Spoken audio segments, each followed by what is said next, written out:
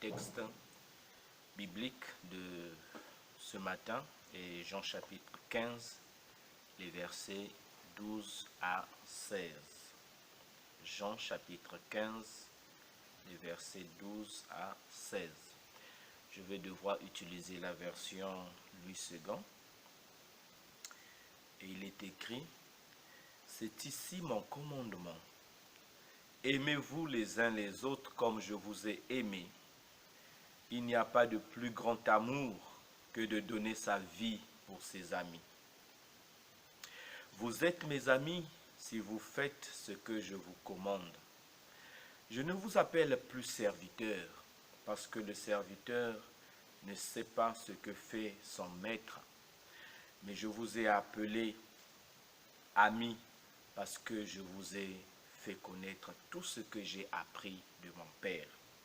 Ce n'est pas vous qui m'avez choisi, mais moi je vous ai choisi et je vous ai établi afin que vous alliez et que vous portiez du fruit et que votre fruit demeure, afin que ce que vous demanderez au Père en mon nom, il vous le donne. J'aimerais prier avec vous. Seigneur, merci pour ta parole. Ta parole est vie, ta parole est vérité. Que ton esprit qui a inspiré cette parole puisse la proclamer et nous la faire comprendre au moyen de sa lumière et de son intelligence.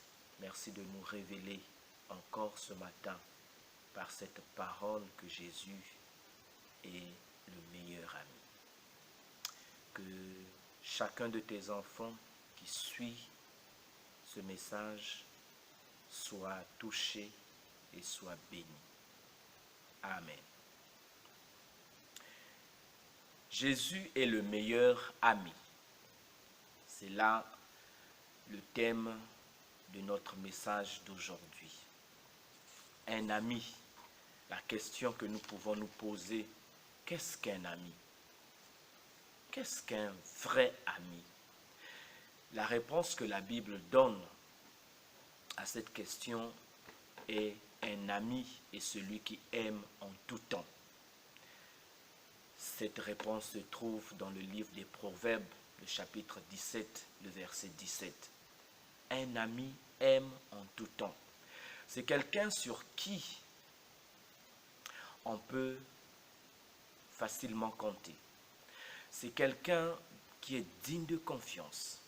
C'est quelqu'un à qui on peut confier ses soucis et ses préoccupations. C'est quelqu'un qui est à nos côtés, qui sait nous comprendre, qui sait nous écouter, qui sait nous accompagner. Dans toutes les circonstances de la vie, il est là, tout près de nous. Et il aime en tout temps.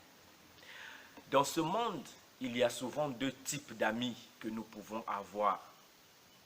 Nous avons des amis infidèles et nous avons des amis fidèles.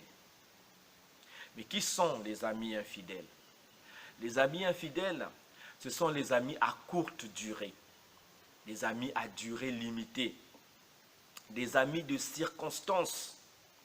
Ils sont là quand ils ont des intérêts personnels à faire prévaloir. Ce sont des profiteurs, car ils échangent leur amitié pour un quelconque avantage. Ça peut être de l'argent. Quand ils sont dans le besoin d'argent, ils se font amis de ceux qui ont de l'argent pour profiter de l'argent que ces amis-là peuvent leur donner. Ils échangent leur amitié parfois pour des biens matériels. Ils deviennent votre ami lorsqu'ils savent que vous avez des choses à leur procurer. D'autres encore échangent leur amitié pour du sexe. Oui, il y a beaucoup qui se font des amis simplement pour jouir du sexe. Et aujourd'hui, beaucoup de filles ont été désabusées. Beaucoup de jeunes garçons aussi ont été désabusés parce que la personne qui s'est offert à eux pour être leur ami ne l'a fait que pour jouir du sexe avec eux. D'autres encore échangent leur amitié pour des positions, pour des fonctions, pour des places dans la société, parce qu'ils savent que Michel est le ministre de la fonction publique, alors je vais devenir son ami pour que par ce moyen je puisse obtenir une place dans telle ou telle autre société. Parce qu'ils savent que Janine est la secrétaire particulière du PDG, alors je vais être son ami pour que un jour, par ce moyen, je puisse obtenir une place ou une promotion dans la société. Et dès que vous n'avez plus rien à offrir à ces amis, qu'est-ce qui se passe? Ces amis-là disparaissent. Ils s'en vont parce qu'ils n'ont plus d'intérêt. Ils n'ont plus de contrepartie à jouir de leur amitié avec vous. Voilà pourquoi on les appelle des amis infidèles, parce qu'ils trahissent votre affection, ils trahissent votre confiance. Ils ne sont pas là quand vous avez vraiment besoin d'eux. Ils sont là quand ils savent que leurs besoins seront satisfaits par ce que vous possédez. Mais il y a des amis fidèles. Il y a des amis fidèles. Les amis fidèles, ce sont ceux qui restent à nos côtés en tout temps et en toutes circonstances. Ils sont là pour aider, pour soutenir, pour conseiller, pour compatir, pour supporter. Ils sont prêts à passer leur temps, à sacrifier leur temps pour nous, à sacrifier leur énergie pour nous. Leur affection va au-delà de tout autre intérêt. Ils offrent leur amitié non pas pour ce qu'ils peuvent recevoir en retour, mais parce qu'ils se plaisent à aimer, ils se plaisent à aider, ils se plaisent à contribuer à ce que vous puissiez voir la vie d'une autre manière, à ce que vous puissiez avancer et vous épanouir. Ce sont des amis qui offrent leur amitié de façon désintéressée. Bien que ce genre d'amis existe, ils sont souvent en petit nombre. Pourquoi? Parce que la mort les empêche d'être toujours là. Oui, la mort les empêche d'être toujours là. Ils peuvent être là à nos côtés pour un certain temps, mais s'ils meurent, alors ils sont partis. Tous nous avons besoin d'avoir un ami proche, compréhensif, compatissant, capable de nous aider à voir la vie de façon positive et d'avancer.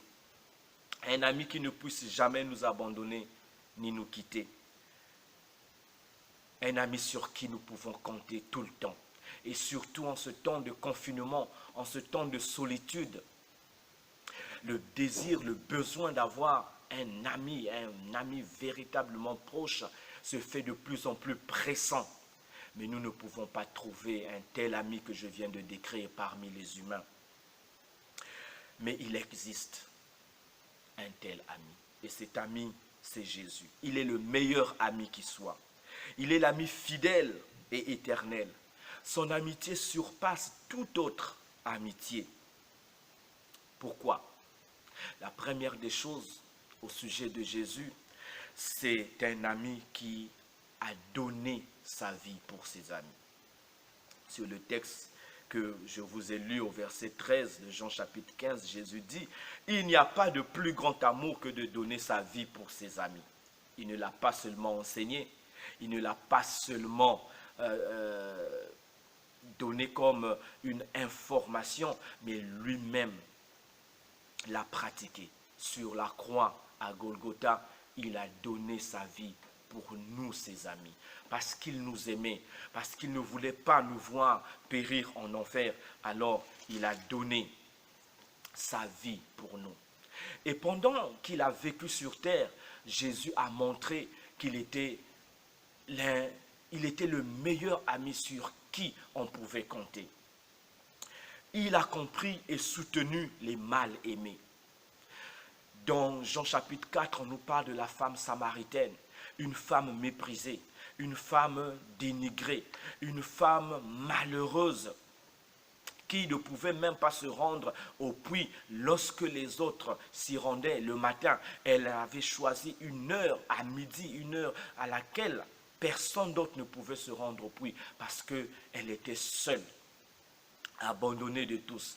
Mais Jésus a été là pour elle. Jésus a consacré du temps pour cette femme. Jésus a parlé avec cette femme. Jésus a changé la vision de la vie de cette femme. Et Jésus a changé son cœur. Quand elle est repartie du puits, elle était une autre femme. Elle est devenue une évangéliste. Elle a témoigné de Jésus à ses compatriotes. Et on nous dit, grâce à son témoignage, le village tout entier a accouru aux pieds de Jésus et a trouvé la source d'eau vive. Jésus a été là pour Zachée, un collecteur d'impôts,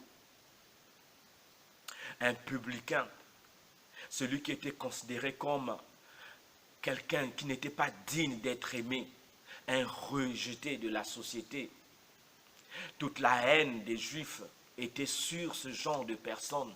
Mais qu'est-ce que Jésus a fait de cet homme? Jésus l'a vu monter sur un sycomore. Il lui a dit, Zachée, descends, il faut que je mange chez toi.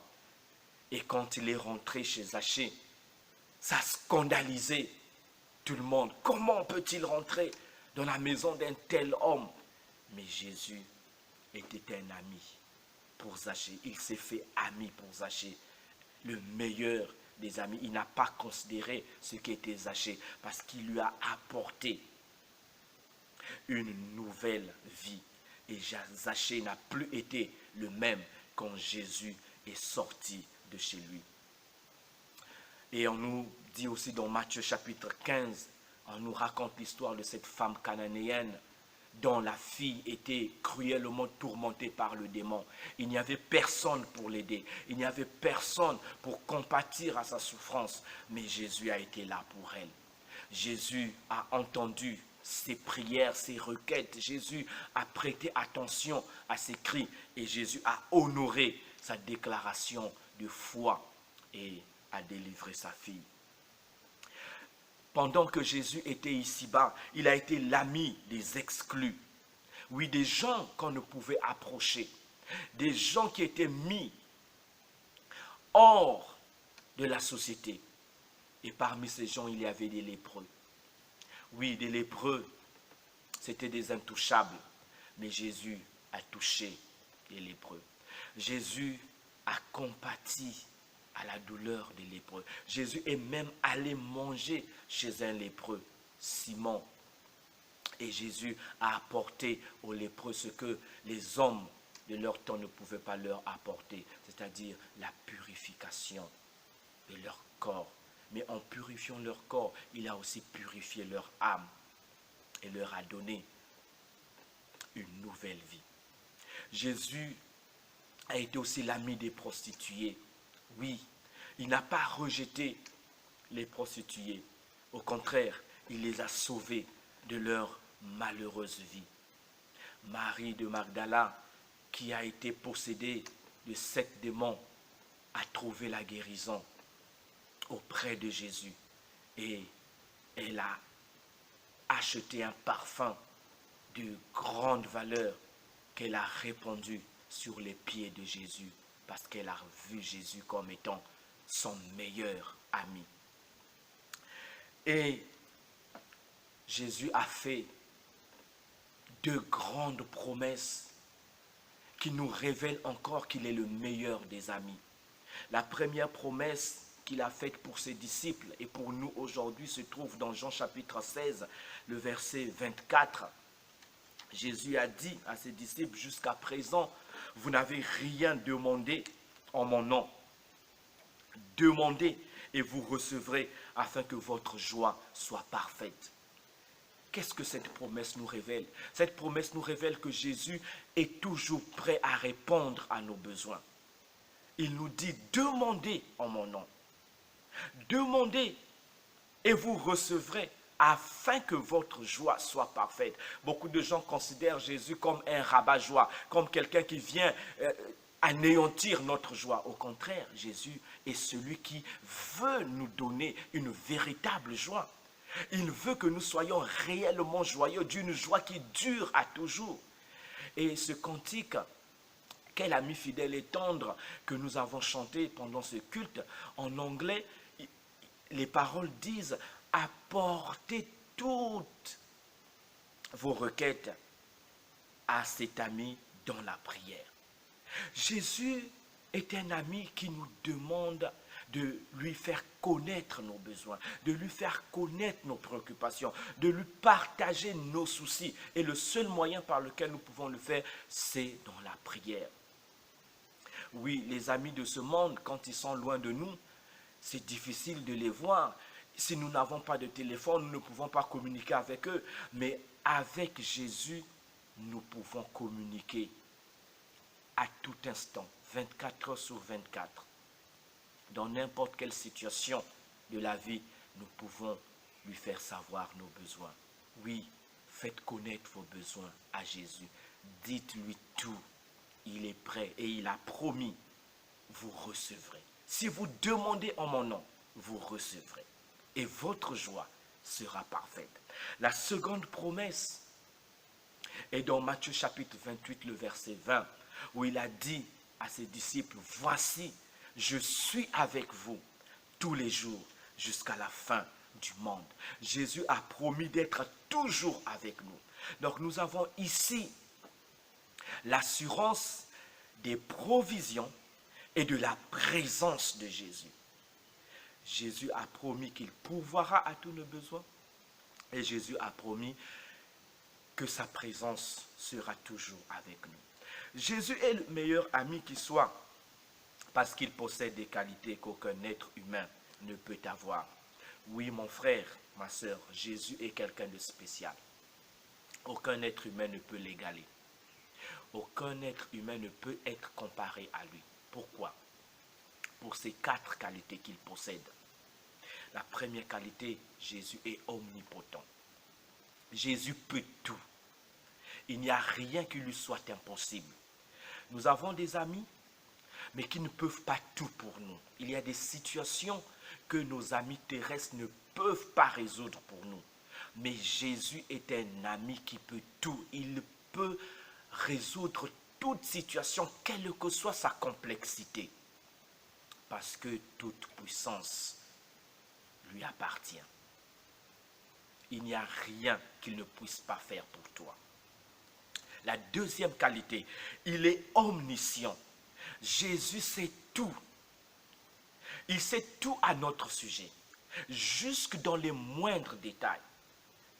Les amis que nous avons ici-bas, pour qu'ils puissent nous comprendre, ils attendent à ce que nous puissions leur dire ce qui ne va pas en nous. Mais avant même que tu nous puisses parler, Jésus sait déjà tout ce qui te préoccupe. Il connaît déjà tout ce qui te dérange. Il connaît déjà tout ce qui te fait souffrir. Il connaît ta vie jusque dans les moindres détails. Donc, il n'y a rien qui soit caché à ses yeux. Il est omniscient. Il sait tout à ton sujet et il sait aussi tout ce qu'il te faut. Troisième qualité, Jésus est omniprésent. Il est présent partout. Il n'y a aucun endroit où tu puisses te retrouver où Jésus ne soit pas. Où que tu sois, il est là avec toi. Et cet ami, c'est un ami qui ne nous quitte jamais. C'est pourquoi il a dit, voici, je suis avec vous tous les jours jusqu'à la fin du monde. Jésus est présent avec toi. Quand tu es dans un bateau, Jésus est présent avec toi. Quand tu es dans une voiture, Jésus est présent avec toi. Quand tu es dans un avion, Jésus est présent avec toi. Quand tu es dans ta voiture, Jésus est présent avec toi. Quand tu marches à pied, Jésus est présent avec toi. Dans ta chambre, sur ton lit, quand tu es alité à l'hôpital, où que tu sois, en ce moment, Jésus est avec toi parce qu'il est omniprésent. Ce n'est pas parce que les salles de culte, les lieux de prière ont été fermés que Jésus n'est plus avec toi. Beaucoup de gens s'imaginent rencontrer Jésus uniquement dans les lieux de prière, dans les salles de culte. Non, je pense que c'est une très bonne expérience que nous sommes en train de vivre en ce moment. Que nos salles de culte soient fermées. En fait, Jésus les a fermées pour nous révéler que sa présence peut être expérimentée en tout lieu, en tout endroit. Où que tu sois en ce moment, Jésus est là avec toi parce qu'il est omniprésent. Et la quatrième et dernière qualité, Jésus est éternel. La Bible dit, Jésus est le même hier, aujourd'hui et éternellement dans Hébreux chapitre 13, le verset 8. Oui, ce Jésus qui a été l'ami des mal-aimés, l'ami des exclus, est ton ami aujourd'hui. Et il est éternel. Cela veut dire qu'il ne cessera jamais d'être ton ami. Il sera avec toi jusqu'à la fin de ta vie. Il est le seul ami qui t'accompagnera dans la tombe. Il est le seul ami qui t'accompagnera jusque dans l'éternité. C'est pourquoi, toi qui m'écoutes, sache que tu ne peux pas avoir d'autres amis qui soient comme Jésus. Confiez-vous donc en cet ami si proche, si aimant, si affectueux, si tendre. Cet ami qui ne déçoit jamais ses amis. Cet ami qui ne s'attend pas à ce que tu lui offres quoi que ce soit. Cet ami qui n'attend de toi que ta confiance. Oui, ce que Jésus attend de toi, c'est ta confiance. Que tu lui fasses confiance. Que tu aies complètement foi en lui. Que tu lui obéisses. Parce qu'il veut ton bonheur. Parce qu'il veut ta joie. Alors, partagez-lui tous vos soucis et toutes vos attentes. Et laissez cet ami remplir votre cœur de sa paix et de sa joie. Chers auditeurs, ne pas avoir Jésus pour ami, c'est être la personne la plus solitaire et la plus malheureuse qui soit. Oui, tu peux avoir un nombre illimité d'amis humains, mais si tu n'as pas Jésus comme ami, tu es la personne la plus solitaire et la plus malheureuse, parce que tous ces amis-là, un jour, finiront par te quitter, par t'abandonner, par te trahir, par se révéler incapable de t'aider. Mais Jésus est un ami qui ne faillit jamais, un ami qui ne déçoit jamais, un ami qui t'aime, qui t'a aimé avant même que tu le connaisses, et un ami qui t'aimera toujours. Alors, veux-tu te confier en cet ami? C'est la meilleure des choses que tu puisses faire. C'est la meilleure des décisions que tu puisses prendre. Sache que tu n'es pas seul. Il y a quelqu'un qui t'offre son amitié. Jésus est là pour toi. Si tu n'as jamais eu d'amis dans ta vie, alors il se présente à toi. Il veut être ton premier et ton dernier, ton unique ami. Veux-tu lui confier ta vie? Fais-le et tu ne le regretteras jamais. Je vais prier avec vous. Merci Jésus d'être venu dans ce monde pour nous offrir ton amitié. Une amitié qu'aucune personne vivante sur terre ne peut nous assurer. Ton amitié est sûre, elle est fiable, elle est profonde, elle est incomparable, elle est éternelle. C'est la source de la vraie vie, de la vraie paix et de la vraie joie.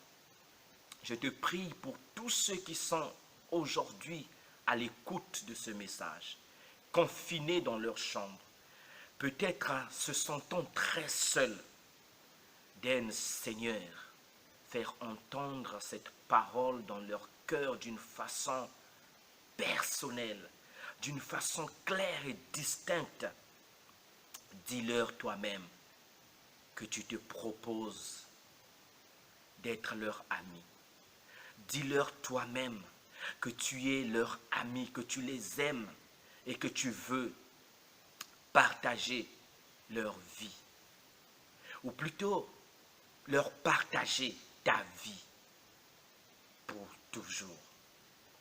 Merci Seigneur parce que ta parole nous rassure que ceux-là qui se confient en toi ne seront jamais confus, ne seront jamais confondus. Tu n'as jamais abandonné tes amis. Quelles que soient les circonstances, quels que soient les temps, tu as toujours été là pour tes amis, pour ceux qui se confient en toi, qui s'appuient sur toi, qui s'attendent à toi. Je te prie pour les médecins. Je te prie pour le personnel soignant en première ligne de cette lutte contre la pandémie du Covid-19. Certains se sentent peut-être affaiblis, esseulés. Seigneur Jésus, touche leur cœur afin qu'ils acceptent ton amitié. Je te prie pour tous les malades sur les lits d'hôpitaux, en phase de réanimation, dans leurs pensées, dans leur conscience. Parle-leur et qu'ils acceptent ton amitié. Je te prie pour toutes ces personnes du troisième âge, dans les EHPAD ou dans les maisons, dans les centres, dans les foyers, les hommes pour vieillards. Seigneur, touche leur cœur, ouvre leurs yeux en cette dernière période de leur vie, afin qu'ils puissent accepter ton amitié. Mais aussi pour les grands de ce monde qui pensent avoir tout autour d'eux, mais qui aussi sont très seuls, qui ressentent leur solitude en ce moment. Touche-les aussi, afin qu'ils acceptent ton amitié. Jésus, merci. Merci pour ce que tu es et pour ce que tu fais. À toi, notre louange et notre adoration. Amen.